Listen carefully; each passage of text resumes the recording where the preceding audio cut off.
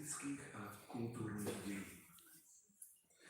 A kedykoľvek, v akejkoľvek súvislosti bola táto budova spomenutá, môj otec, plný neskrývaného zármutku, si vždy povzdychol.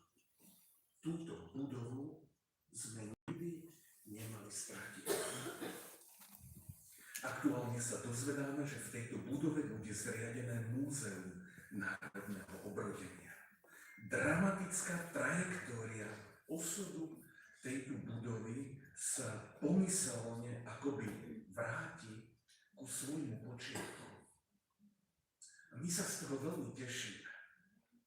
Želám všetkým zainteresovaným, aby boli úspešní vo svojom snažení a aby tento vzácny projekt priniesol dobré ovocie.